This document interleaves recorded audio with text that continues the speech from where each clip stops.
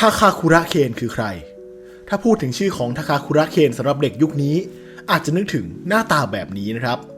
แต่ถ้าเป็นคนญี่ปุ่นโดยส่วนใหญ่โดยเฉพาะสาวๆในยุค 60 เป็นต้นมาทาคาคุระเคนนั้นคือหน้าตาเป็นแบบนี้ครับและแน่นอนว่าทาคาคุระเคนคนนี้นั้นก็คือต้นแบบของเคนคนนี้ด้วยนั่นเองไม่ใช่เพียงเรื่องดันเท่านั้นที่มีการเล่นมุกถึงทาคาคุระเคนนะครับแต่ยังมีมังงะในญี่ปุ่นอีกหลายเรื่องมากที่เล่นมุกถึงทาคาคุระเคนซึ่งส่วนใหญ่ก็จะเป็นมุกด้านความหล่อสะท้านใจสาวๆนี่แหละนะครับทาคาคุระเคนตัวจริงนั้นเขาหล่อขนาดไหนเขาโด่งดังขนาดไหนทำไมถึงกลายเป็นไอคอนิกด้านความหล่อสะท้านใจสาวๆมาได้หลายทศวรรษขนาดนี้วันนี้เราจะมาดูเรื่องราวของเขาผู้นี้กันครับทาคาคุระเคนหนุ่มหล่อตลอดกาลขยี้ใจสาวที่ยังคงถูกพูดถึงจนถึงทุกวันนี้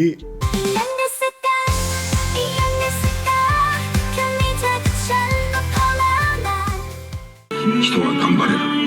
あなたと話したい競馬があります。สวัสดีครับคุณผู้ชมฮะสำหรับคลิปนี้เราก็จะมาพูดถึงดาราญี่ปุ่นยุคก่อนกันอีกแล้วนะครับซึ่งเอาตามตรงผมก็เกิดไม่ทันยุคของเขานะครับอาจจะทันเห็นในช่วงปลายของชีวิตเขาแล้วคือถ้าพูดเรื่องความหล่อของดาราญี่ปุ่นยุคเก่าเนี่ยหลายคนก็อาจจะนึกถึงทาคุยะคิมูระยูทากะทาเคโนะอุจิทาเคชิคันเนชิโร่อะไรพวกนี้ในยุคที่ผมเป็นวัยรุ่นแต่ทว่าในตอนนี้ครับชื่อของทาคาคุระเคนก็ได้กลับมาได้รับความสนใจกันอีกครั้งในหมู่เด็กๆยุคใหม่ในสเกลที่เรียกว่าเป็นระดับโลกเลยก็ว่าได้นะครับเพราะว่าเรื่องดันครับมังงะแล้วก็อนิเมะกระแสแรงในยุคนี้นั้นเขาไม่ได้เล่นมุกชื่อทาคาคุระเคนผ่านแค่แวบๆแต่ถึงขั้นเอาไปตั้งเป็นชื่อพระเอกเรื่องกันเลยทีเดียวเชียวซึ่งแม้ตัวผมนั้นจะไม่ทันยุคของทาคาคุระเคนนะครับแต่ว่าก็เคยได้ยินชื่อของเขาครั้งแรกจากมังงะในเรื่องชินจังครับซึ่งก็มีการเล่นมุกถึงทาคาคุระเคนหลายรอบเลยทีเดียวซึ่งเดี๋ยวเราจะมาพูดคุยกันในคลิปนี้นะครับก่อนอื่นทาคาคุระเคนผู้นี้คือใครทาคาคุระเคนถือเป็นนักแสดงที่มีอิทธิพลมากที่สุดคนหนึ่งในประวัติศาสตร์วงการบันเทิงของญี่ปุ่นเลยทีเดียวนะครับถ้าจะเทียบกับไทยเนี่ยผมว่าก็คงออกแนวคุณมิตรชัยบัญชาหรือว่าสมบัติเมธานีประมาณนั้นนะแต่ถ้าเทียบตามความรู้สึกสำหรับผมก็น่าจะใกล้เคียงกับคุณมิตรชัยบัญชามากที่สุดนะครับในการเป็นอันดับหนึ่งตลอดกาลคือผมก็ไม่ทันทั้งยุคของคุณมิตรชัยบัญชาแล้วก็ทาคาคุระเคนนะครับแต่ว่าพอพูดถึงคำว่าอันดับหนึ่งอ่ะยังไงผมก็นึกถึงชื่อของสองคนนี้ซึ่งในปัจจุบันเนี่ยอาจจะไม่มีใครที่เทียบเคียงในแนวที่เป็นพระเอกหนังที่เล่นหนังเยอะๆแบบนี้ด้วยความที่สื่อวงการบันเทิงมันเริ่มเปลี่ยนไปครับดาราไทยในปัจจุบันที่โด่งดังก็ไม่ได้เล่นแค่ภาพยนตร์อย่างเดียวก่อนอื่นเราก็มาดูประวัติคร่าวๆของเขากันก่อนนะครับคลิปนี้อาจจะไม่ลงรายละเอียดประวัติลึกมากนะจะเน้นไปที่มุมมองจากปัจจุบันมากกว่านะครับคุณทาคาคุระเคนหรือว่าชื่อจริงว่าโกอิจิโอดะนะครับเกิดเมื่อวันที่16กุมภาพันธ์ปี1931ที่ฟุกุโอกะนะคุณเคนเขาอยู่ชมรมมวยครับตั้งแต่สมัยยังเรียนอยู่แถมยังเก่งภาษาอังกฤษมากอีกด้วยนะครับจบการศึกษาระดับมหาวิทยาลัยในคณะเกี่ยวกับการพาณิชย์นะครับเพราะว่าเขามีความฝันที่อยากจะทำงานการค้าขายในอนาคตแต่ด้วยแววของคุณเคนที่มีบุคลิกแข็งแกร่งแล้วก็โดดเด่นครับทำให้เขาถูกทาบทามจากโปรดิวเซอร์ภาพยนตร์ของโตเอะแล้วก็ได้เริ่มเส้นทางในวงการบันเทิงตั้งแต่ตอนนั้นนะครับก็ราวๆกลางยุค50นะครับแต่ในช่วงแรกของการเข้าวงการบันเทิงของคุณเคนนั้นก็ไม่ได้ราบรื่นนักเพราะว่าโรงเรียนสอนการแสดงนั้นโอ้โหคุณเคนโดนสับเละเลยครับว่าโอ้ยเล่นก็กากแข็งเป็นท่อนไม้นายอย่ามาเกะกะเพื่อนเลยไปนั่งดูเงียบๆที่มุมห้องดีกว่านะครับแต่คุณเคนก็เรียกว่ากัดฟันสู้ลุยมาเรื่อยๆนะครับจนพัฒนาขึ้นมาเป็นดาราแล้วก็ได้รับสเตจเนมว่าทาคาคุระเคนที่ตอนแรกเขาก็ไม่ค่อยชอบชื่อนี้สักเท่าไหร่นะอยากใช้ชื่ออื่นมากกว่าแต่ว่าทางค่ายก็ปฏิเสธนะครับยังไม่ดังเลยอย่าพึ่งเรื่องมากอยากให้ใช้ชื่อนี้ก็เอาชื่อนี้ไปดังนั้นในตอนนั้นคุณโอดะที่กลายเป็นคุณเคนไปแล้วนั้นก็เลยต้องเปิดตัวด้วยชื่อนี้แบบไม่เต็มใจเท่าไหร่ซึ่งคุณเคนนั้นเข้ามาในวงการแบบเรียกว่าไร้เส้นสายครับเป็นน้องใหม่ที่ไม่มีใครรู้จักไม่มีประสบการณ์การแสดงใดๆไม่มีครอบครัวเป็นดาราเลยแต่ก็โลดแล่นอยู่บนเส้นทางนี้ด้วยความสามารถและก็ความพยายามของตัวเองล้วนๆเลยนะครับซึ่งทางโตเอะนั้นก็เรียกว่าเห็นแววแล้วก็ตั้งความหวังไว้กับคุณเคนค่อนข้างมากนะส่งหนังดีๆหลากหลายแนวมาให้ครับทั้งแอคชั่นตลกสืบสวนสงครามลึกลับหนังเด็กก็เคยเล่นนะ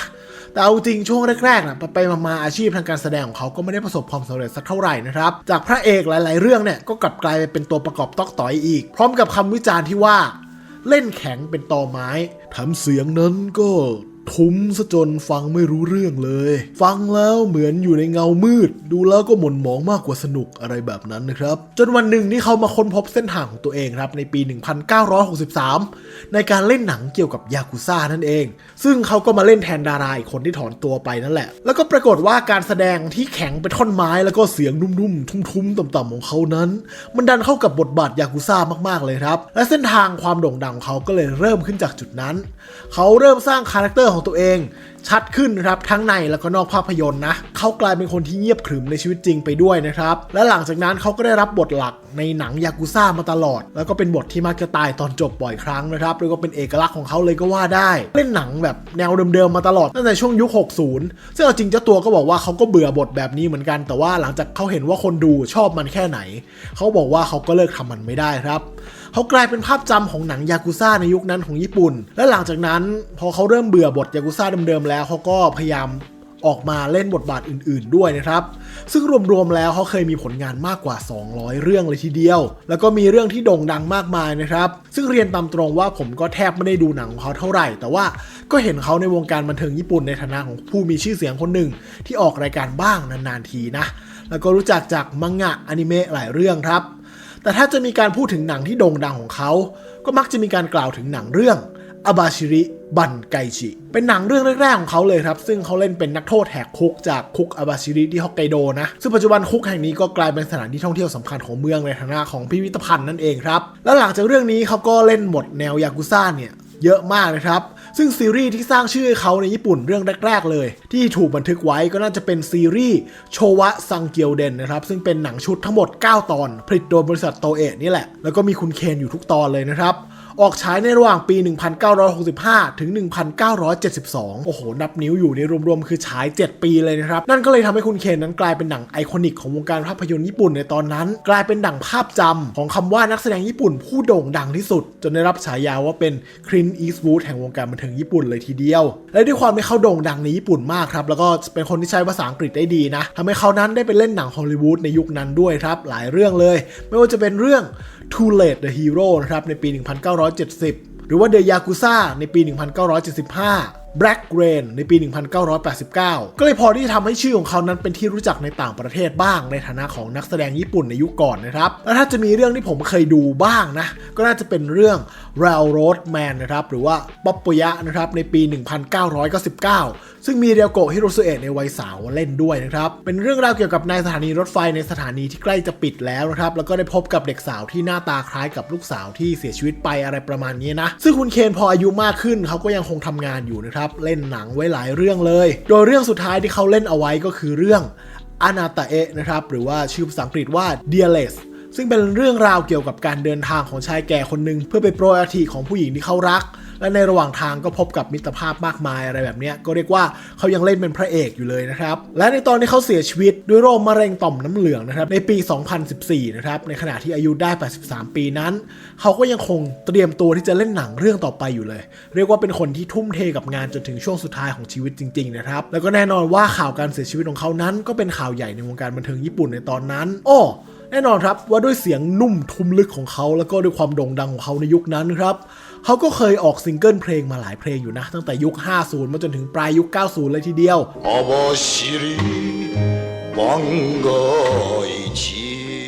แม้จะมีหลายเพลงที่พอจะเป็นเพลงฮิตประจำคาราโอเกะอยู่บ้างแต่ว่าโดยรวมเขามักจะถูกมองว่าเป็นนักแสดงมากกว่านักร้องนะครับแล้วก็การเป็นนักร้องของเขานั้นก็ไม่ได้ประสบความสำเร็จมากเท่าไหร่แต่ถ้าจะถามว่าเขาดังยังไงในยุคนั้นเนี่ยเพื่อให้เข้าใจเลยผมก็เลยต้องไปถามจากคุณแม่ของเพื่อนคนญี่ปุ่นอีกทีนะครับคุณแม่เขาบอกว่าคุณเคนเนี่ยเป็นคนที่มีเสน่ห์ในแบบที่ผู้ชายญี่ปุ่นทุกคนอยากเป็นในตอนนั้นอ่ะเป็นคนที่เสียงนุ่มๆพูดแบบเสียงต่ำๆพูดน้อยๆเป็นคนขรึมๆเย็นชาแต่ว่าก็เป็นคนที่แข็งแกร่งพึ่งพาได้มันก็เลยทำให้ดูแบบถูกอกถูกใจสาวๆในยุคนั้นแล้วก็เป็นเหมือนกับตัวแทนด้านความหล่อมาตั้งแต่ยุคก่อนอ่ะแล้วก็ยังคงไม่มีใครที่มาทดแทนเขาในตำแหน่งนี้ได้จนถึงปัจจุบันนะครับที่สำคัญก็คือแม้จะอายุมากขึ้นแล้วเขาก็ยังคงคีปคาแรคเตอร์แบบเนี้ยหล่อเข้มเสียงทุ้มเป็นคนที่เท่มีคาแรคเตอร์นะครับถ้าจะเปรียบเทียบกับดาราไทยในปัจจุบันก็อาจจะเท่แบบ อนิงนิรุตอะไรประมาณเนี้ยที่อายุมากแล้วแต่ก็ยังหล่อเท่มากๆอยู่ประมาณนั้นนะแล้วก็เลยทำให้เขานั้นได้ปรากฏตัวบ่อยในมังงะแล้วก็อนิเมะของญี่ปุ่นหลายเรื่องนะครับเรื่องแรกที่ผมเคยเห็นก็น่าจะเป็นเรื่องชินจังนะที่คนเขียนน่าจะชอบทาคาคุระเคนแน่ๆนะครับก็เลยใส่มุกเกี่ยวกับเขาเนี่ยมาหลายตอนเลยตั้งแต่เล่มที่1เลยครับที่เนเน่จังเมารถแล้วก็ชินจังนั้นทำหน้าเรียนแบบทาคาคุระเคนให้เนเน่จังดูจนแบบเนเน่จังอ้วกออกมาอะไรอย่างนั้นนะประมาณนั้นนะครับซึ่งในตอนนั้นคำบรรยายภาษาไทยนะเขาก็เขียนไว้ว่า